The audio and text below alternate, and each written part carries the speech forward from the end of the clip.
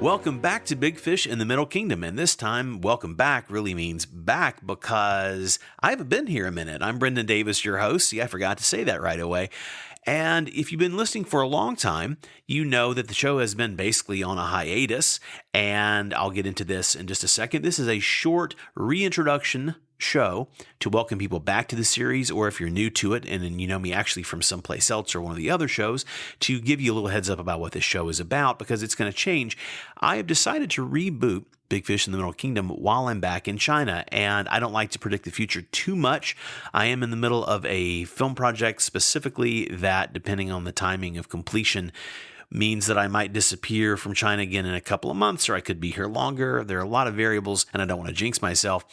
But I really enjoyed doing Big Fish ever since I got started with it back. It has been coming up on 2 years ago that I started doing the show. And the original goal was to talk to people who have come to China to do interesting or unusual or possibly crazy things. I amended that to include Chinese who have returned to China or have left China to do things in the world and have some interesting connection to talk about in terms of shedding light on the dynamic, the cross-cultural things. And I had a great time. I've met a lot of wonderful people, a lot of interesting people. I've had some fun shows. I've had some really light shows. I've had some that have gone fairly deep with some people. I have had lots of actionable advice type of shows. I've had mini TED Talks. I've had maximum TED Talks. And I've had some that kind of meandered and were just a conversation. And I've had everything in between. And you know what? I've loved pretty much all of them. But what I want to do is first of all, I really respect your time. If you're listening to this, I want you to get a lot out of this. I want to enjoy doing it for you. That's the first thing. If I'm not having a good time, then it's not going to be a good experience for you. What I'm going to do with this new rebooted version of the show is I want to focus on the real issues that we deal with if we're in China or deal with China versus the My China story kind of stuff. And I'm not denigrating that. That's still a little part of it. We'll still touch on that occasionally with people where their journey is really as fascinating as why they're here. But I'm not going to feel compelled to put out a new show every week. That's the first big change. This will be occasional. Now, how do you build an audience that way? I don't know. I guess we'll find out, right? I do have these two other podcasts. We'll talk about these in a moment related to this. But with Big Fish in the Middle Kingdom, I want to focus on talking to people with a wide range of opinions and experience about what's happening in China today in a way that my other shows don't touch. So I have How China Works that I co-host with the wonderful Ying Li, and that is really about the bridging the cultural gaps and looking at things from a very constructive point of view. Focuses on cross-cultural communications. That's a specific angle, and it also has this angle of helping Chinese youth as they go global and helping Chinese in general as they get out into the world. So that's kind of the mission of that show. The first season of that show starting last year was what we call a crash course in China, a bunch of short episodes that are focused on specific topics, a lot of very how-to sort of things, as well as getting into historical context for why things are how they are in some situations. This year, we've been focusing on interviewing people, and we have some really great ones coming up. We have some in the can we're really proud of as well. So if you haven't listened to How China Works yet, please check that show out. My other show, my newer podcast, is called If I Knew You Better, and that was created because my life is taking me out of China more and more, and I see that being more of the case for the future. I plan to keep keep a flag planted here and have kind of my lily pad to, I plan to keep this apartment at least for the lease isn't up until September, so we'll see. But I plan to keep a place here in China for the long term, and I'm involved in some entertainment business projects. I'm not writing, producing, or directing here anymore, and that's a bigger topic. I'll probably talk about that on the show with Kevin Geiger. We're going to do a return of the Fretful Lauai Radio Hour, where I get on the mic with my friend Kevin Geiger, and we catch up on all things, personal, professional, but really related to the news. And we have a pretty epic show in store, I think. We haven't recorded it, but in terms of the things to catch up on, it's a pretty massive list of topics. And so I'm going to continue that as a regular feature. I'll do a solo show occasionally, but I'm not going to put these out just to hear myself talk, because I don't need to do that. If I have something to say, I'll put something out though. And what I really want to do is to to provide some insights today into what I'm doing at the other shows, and encourage you to check those out sometimes, and especially when I do a show that actually has a lot of China relevance on If I Knew You Better, I want to cross-promote that here basically to make sure that you get to listen to it if I think you would like it. If you're listening to this show, I think you would like certain of the episodes of If I Knew You Better, and maybe the whole series, because that show is very much the initial, kind of the template of this show, but with a more global focus. So I'm not exclusively focusing on Chinese-related people. I'm not focusing on China topics, but there are a few guests who I've recorded already. I have, I think 4 or 5 have been published total. This week's show, this current show, features my friend Raymond Ma. Raymond is an actor you'll recognize him if you look him up. Raymond is sort of the go-to middle-aged Chinese dad, executive, person in a lot of film and TV stuff in the West. He has an amazing story, and his credits are pretty massive. He was on Lost. He starred in the Aaron Sorkin series Studio 60 on the Sunset Strip. I mean, I didn't mean to say he starred. He had a recurring part on that. He has had great roles in many things. He is one of the stars of the new Chuck Lorre pilot from the guys who brought you Big Bang Theory, among many other shows. So that is, fingers crossed, potentially really great for Raymond. And we had a hell of a talk. He is this week's guest on If I Knew You Better. And in 2 weeks, I have another Chinese guest who lives in America. And on How China Works, our guest this next coming week, we've had some great ones. Chris O'Nia this week was a fantastic guest, and I think if you're listening to this show, I think you would enjoy this new season of How China Works especially. My diehard China folks are the people who have way more knowledge and experience than me and don't need to know, they don't need our lessons from the first season, but now we're talking to people who you would probably be pretty interested in. And for instance, one of our guests, we're very excited. We had an opportunity, and this coming week, our guest on How China Works will be Dr. Frank-Jürgen Richter.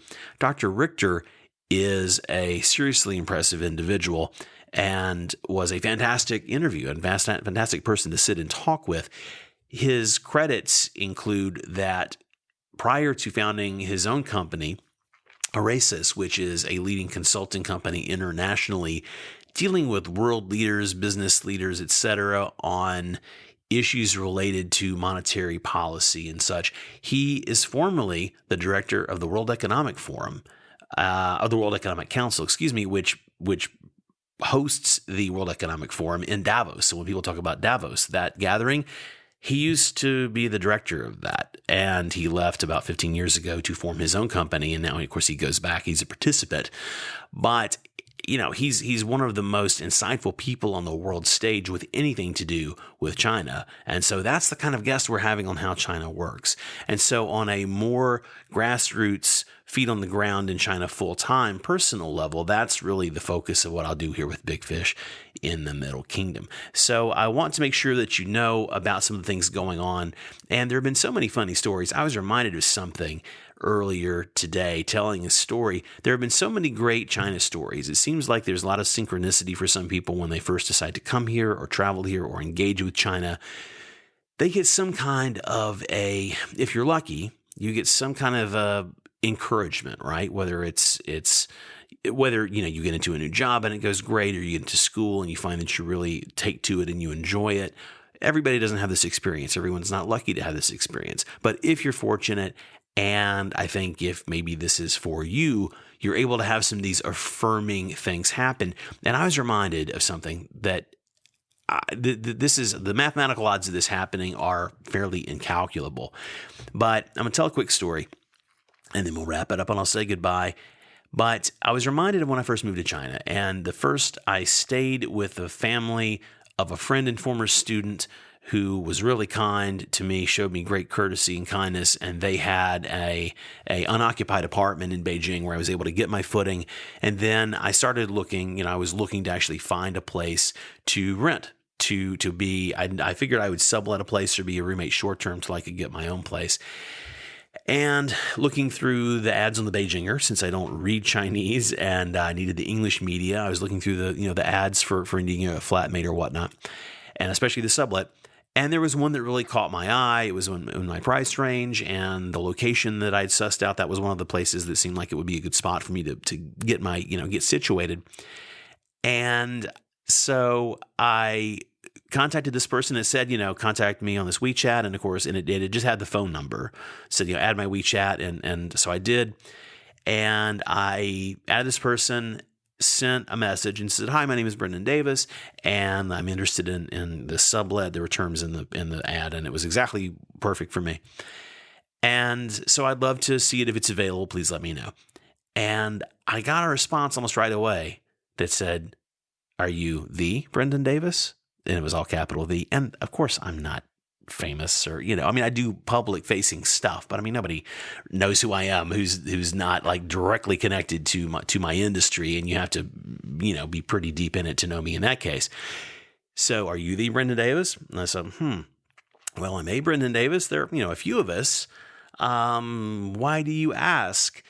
And she said, well, my name's Daniela Shaw, Danny, and I'm a Chinese New Zealander. I'm a Kiwi, and I was just talking. Do you know Steve Barr? Now, if you listened to the show a long time, Steve Barr was one of my first episodes, one of the first 10. He's one of my best friends, been friends for a long, long time from LA. He moved to New Zealand. He was 16 years in Hollywood. He's been in New Zealand better part of 10 years, and he's become a really big part of the film industry there. He's currently the president of the New Zealand Writers Guild, for instance. He's a writer-producer. And so she said, do you know Steve Barr? And I said, yeah. And at the time, we were partners in a company, and we're partners in two companies at the time, and we're still partners in one venture. And she said, yeah, I'm Chinese / New Zealand, and he recommended that I talk to you. She was saying that I have this project that I'm going to go to Los Angeles and I need to get some insight and information. And she was connected to him through some small world thing. I think she heard him speak at something or whatnot. But the bottom line is, he said, oh, you need to contact my friend Brendan Davis. He's in Los Angeles. And so she said, and she read it off to me. Is this your email? Yeah, that's my email. She said, yeah, I got this information. I was going to reach out to you actually tomorrow. This was like on a Sunday. I was going to reach out to you tomorrow when I'm back at my computer.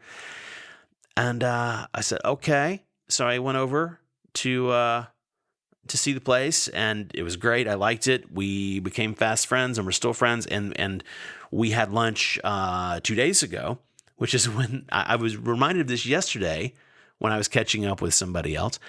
And what are the odds, okay, that, I come from the U.S., come to China, I randomly picked this ad in the Beijinger to, reach out, and she knows me and was going to contact me and is instantly able to verify that with, oh, this is your email, right? Yeah, that's it.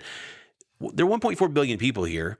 So we have to at least say, okay, 1.4 billion times, I don't even know how you calculate the odds of this, right? What is it? People in China times the people in the US. That probably doesn't make any sense. But that's basically impossible what happened, right? That I randomly get this one person.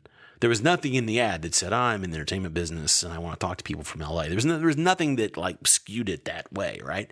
So that's a random story. And I was telling somebody else, and he had his own story that I won't get into now. Maybe we'll get him on the show at some point.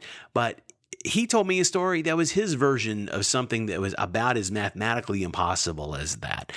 And what's funny is I was reminded that, all these people I've had, most of them have come to my home where we have the home studio that I record. I've done them a lot of places. But of all these people I've sat down and talked to, it's got to be there have been some solo shows and things like that on Big Fish. This is episode 105. And I think there are probably 85 guests so far. So of all those guests, and some of them are people I've known before, some of them I've gotten to know really well and are still in touch with, some people I've lost touch with other than the show.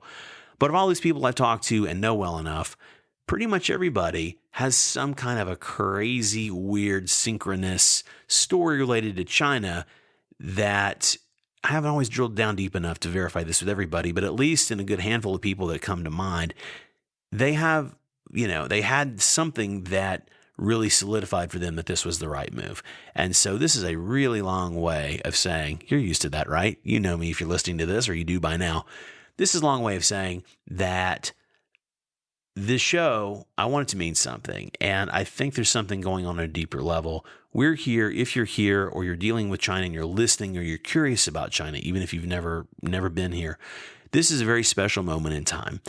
And it's special in terms of China, China's place on the world stage, in terms of U.S.-China relations, for better or for worse, and in world history. There's a lot happening right now, and I don't think I'm the guy to solve the big questions, but I want to talk about them. I want to get into talking about real things with real people. So thank you for checking out this show of Big Fish in the Middle Kingdom. I want to invite you to visit crazyinagoodway.com. That's my website, where everything is linked, and there is a link, a giant blog page that has blog posts for this show by the time I release it, and has information about the other shows. Please check out the How China Works companion shows in a way. Check out the interview shows there, and my new show, If I Knew You Better, especially start with this week's show with Raymond Ma. I think if you're listening to this, you will really enjoy that interview. Raymond is an awesome guy, and we had a great time.